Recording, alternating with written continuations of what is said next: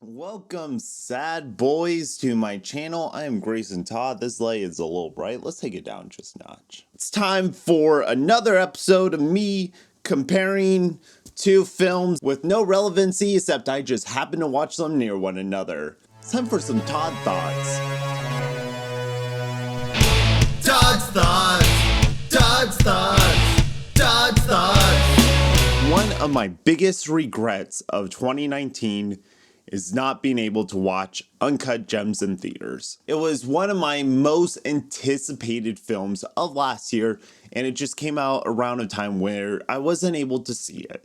But thanks to the heroes of ExpressVPN, I was able to access via the UK Netflix. Not sponsored though. If you want to sponsor me, hey, I will herald you till the end of time. Plus, I don't want to pay for my subscription, so just cut my subscription. That's all I'm asking. Uncut Gems. Mwah! I could not have clicked play fast enough. And I have clicked play at least 2 other times after that. I'm in love. 2 hours of just sheer adrenaline and a spiral down to the core of greed and human consumption.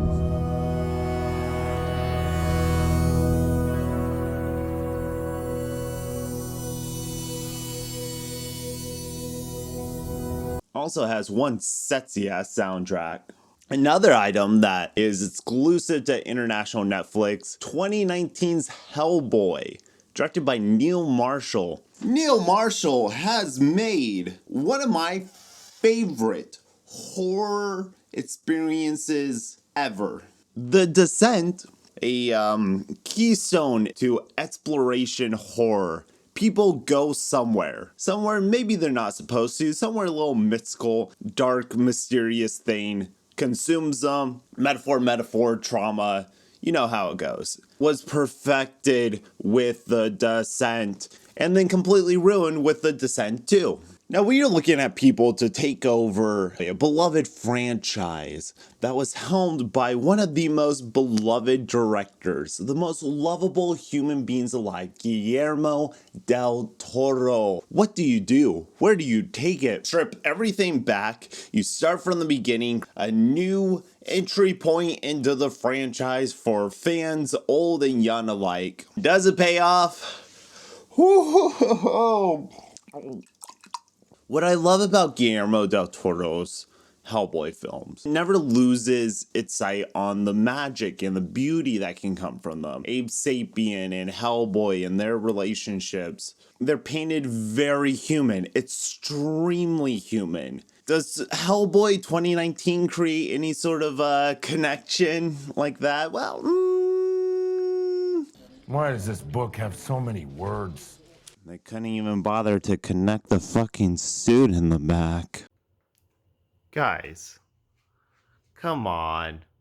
What's that? But that doesn't mean I hate it. A lot of movies you watch, remakes, reboots, and you know instantly, this is not what I wanted. I'm watching this because of the original, because of the first one, and this isn't it. You can overcome that and see where are they coming from. Hellboy 2019 is not supposed to be a continuation of Guillermo del Toro's work because Guillermo del Toro is a world-class filmmaker. Neil Marshall's competent, but he has completely different tendencies.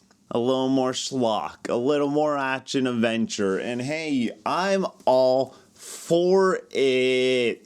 It is crass and rude and in your face, just like Uncut Gems. And they have a tone and a viewpoint, and they just throw you in the world, and they don't really give a shit if you're ready for the world, but you're in it. Hey, yo, Howard, what's poppin', man? It's my nigga Cash Out I was telling you about. Yeah, man, I get a cash out. The Safdie brothers were trying to get Uncut Gems made since 2009. It was only until the success of Good Time that they were able to get funding for it. It's based off of a guy that their dad worked for named Howie, grew up Jewish, so they wanted a Jewish actor. And they love basketball. That's the movie. So the film feels very personal. Every moment of this time period has been documented and captured and displayed out for us, the audience. The user reviews make me laugh because not everyone, I don't want to say gets it. Sometimes a film needs to get you.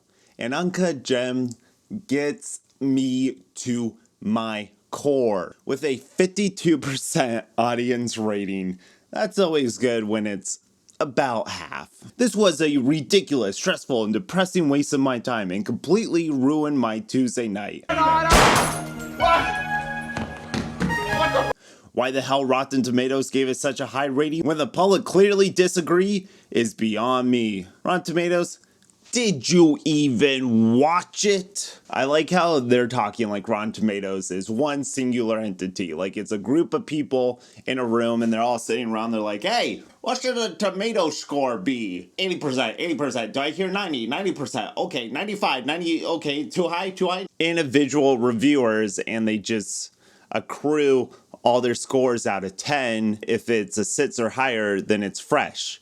And then they take the amount of fresh and the amount of rotten, and they average them together and see what percentage said fresh, what percent said rotten. That's it. That's how it's done. This is an unsensed movie and worse acting.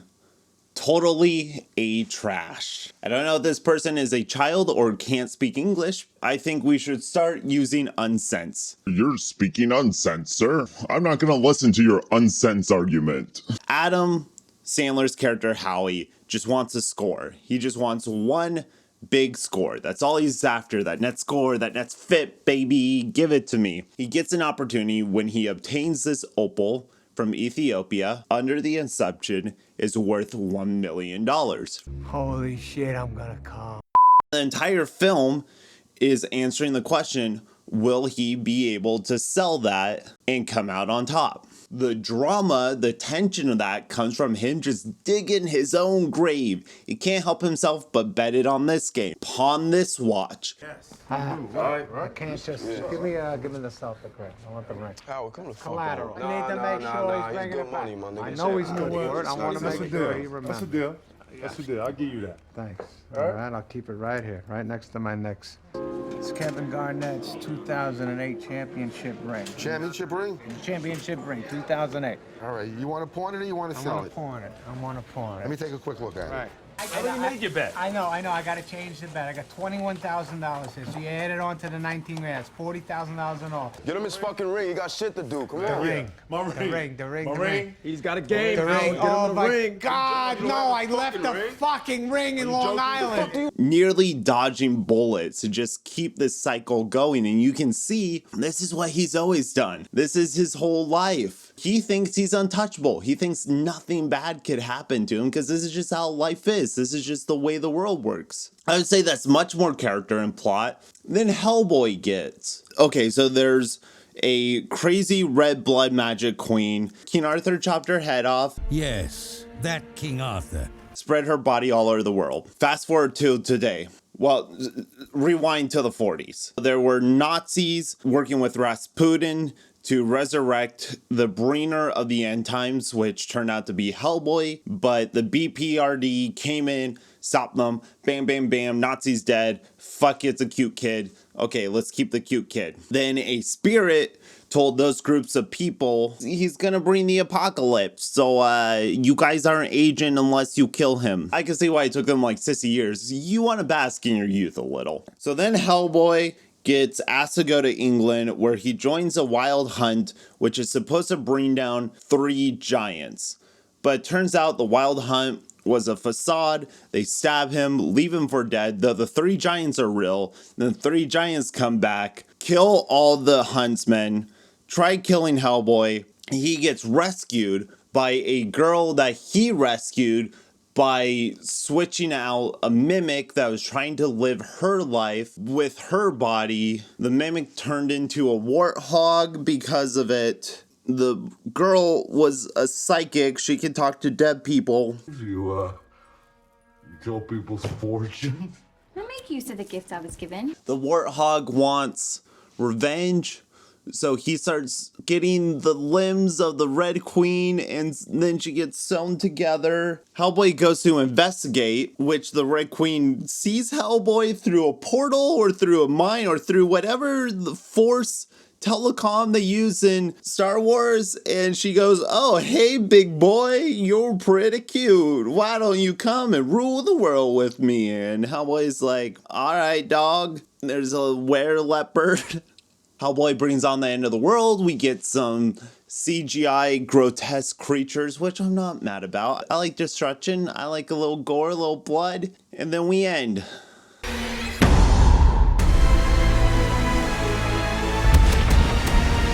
Are we better for watching it? Are we different? Uncut Gems is distilled into what I believe at its core is American greed, American desire for material possessions at any cost necessary. I don't have either one. What are you talking about? You sold me the shit, dummy. No, I don't remember that. Listen, I don't man. remember that. Niggas call niggas out for this, man. For just tolerating me for all this time, okay? No, I already have a Rolex. I don't need your watch. Yeah, you got my money? You want money? Yeah. Got fucking You owe me money. 32 Here, grand. Fine, For look. the games. It's 30 grand. Fucking sell that for this. Get in. I don't know anything about a watch. Hey, get the fuck out. I don't want a watch. You What just are gave it to me for the money you owe Shut me. the fuck up. This is half I'm the not money. fucking buying watches right now. Where my shit at? What the fuck are you doing? Get out of there. Get out of there. There's only 3 fucking watches in here. I don't want you in there. Where the fuck is the rest of my shit? Where my watches I at? loaned them. I loaned them. What do you mean you loaned them? I'm sorry, we're You gave me a fucking fake Rolex. I'm sorry, I don't know not getting anything stuck about with that, this. sir. Please calm down. I don't know anything about that. Val, can you Well, let please me open talk to you up? about this. You gotta help me. Human lives do not matter in the context of everything that we've built in this country. Howie is killed with the most cold and callous hand. He screws over everybody. His girlfriend that he bought an apartment just to cheat on his wife with. He mistreats, verbally abuses her in front of strangers, tells her to get her shit out, screams at her. But then when he needs her, when he sees an opportunity to make money, to make another bet, he calls on her to risk her life for him. When she gets to the casino, she says, "I love you." Howie doesn't say back. Taking you to the Ritz-Carlton, the Grand Cayman, all right? With the fucking jacuzzi. All right, rub that tattoo for me. Okay, here we go. As soon as the Celtics win, Howie can't stop saying he loves her. I love you. I love you. I love you. I love you. I love you. I love you. I love you. I love you. I love you. I love you. I love you. I love you. I love you. I love you. I love you. He was ready to break it off. He told her to move out of the apartment. He promised his wife that he's gonna be better, that he's done with her, that she's just a trash girl. Now, since she's the one that won him the money, she's the one with the most monetary value, she's his precious gem now. It's great! Themes. He's a con artist, and I love that the Sadfi brothers are taking these high octane action thriller movies, these non-stop just putting schlubs. He's putting what I would consider regular people. They're not these crazy mob bosses. They don't have elaborate hideouts. They just have jewelry stores and balding heads. And that's the fucking real world. Everything in this film feels 100% believable. Because these people out there exist. We're all a little bit of Howie. Hellboy doesn't really have those themes. Don't judge people, I guess. Or do judge people. They're going to bring on the end of the world. Or family's what you make it. Don't kill demon babies because they could be good guys. The thing about Hellboy, though, there are enjoyable scenes. I like moments in it.